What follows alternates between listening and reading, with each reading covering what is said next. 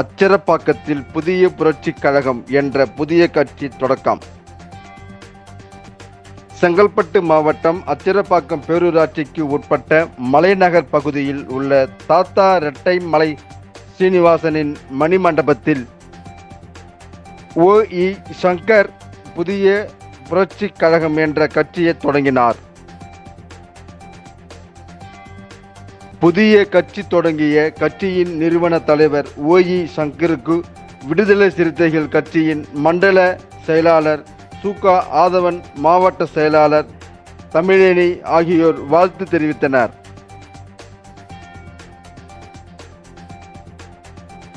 புதிய கட்சி கழகம் என்ற கட்சியை தொடங்கியுள்ள ஓ.இ. சங்கர் புரட்சி பாரதம் கட்சியின் செங்கல்பட்டு தெற்கு மாவட்ட தலைவராக பொறுப்பில் இருந்தவர். புரட்சி பாரதம் கட்சியை விட்டு விலகி வந்து தனது ஆதரவாளர்களுடன் புதிய புரட்சி கழகம் என்ற கட்சியை தொடங்கியுள்ளார். இந்த கட்சியின் தொடக்கம் விழாவில் 1000க்கும் மேற்பட்டோர் கலந்து கொண்டனர்.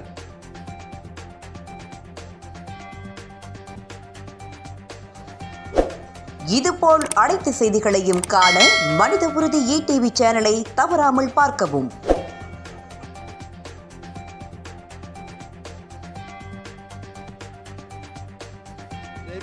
இன்றைக்கு நம்முடைய பகதூர் தாத்தா ரெட்டமலை சீனிவாசனுடைய மணிமண்டபத்தில் புதிதாக கட்சியை அறிமுகம் செய்திருக்கின்றோம்.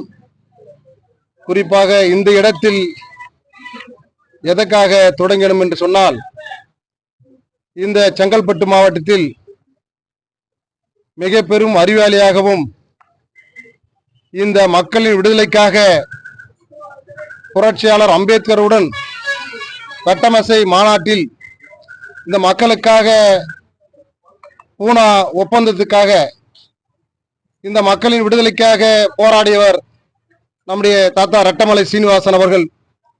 அவருடைய இடத்திலிருந்து, அவருடைய பாதத்திலிருந்து இந்த கட்சி தொடங்க வேண்டும் என்ற அடிப்படையில் இன்றைக்கு நம்முடைய தலைவர்களுடைய முன்னிலையில் கட்சியை அறிமுகம் செய்திருக்கின்றார்கள்.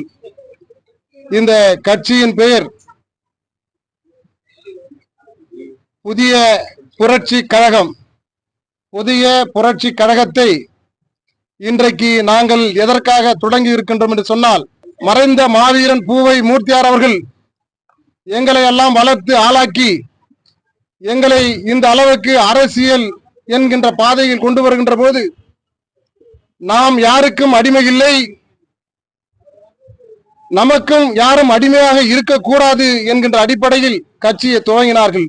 அந்த அடிப்படையில் இன்றைக்கு இருக்கின்ற கட்சிகளில் அடிமைதனம் நிறைந்து இருக்கின்றது.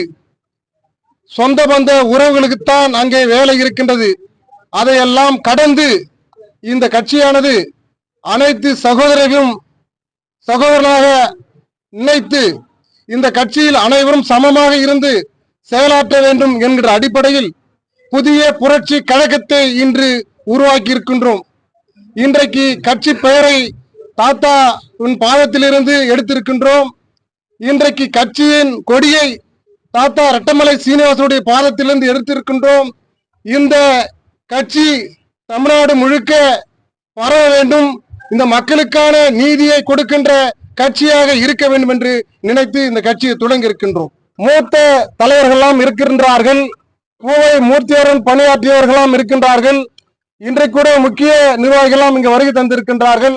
இன்றைக்கு முக்கியமாக பூவை மூர்த்தியாரன் பணியாற்றியவர்கள், அந்த கட்சியில் சிறை சென்றவர்கள். இன்றைக்கு நான் கூட கிட்டத்தட்ட ஒரு 35 வழக்குகளை சந்தித்திருக்கின்றேன்.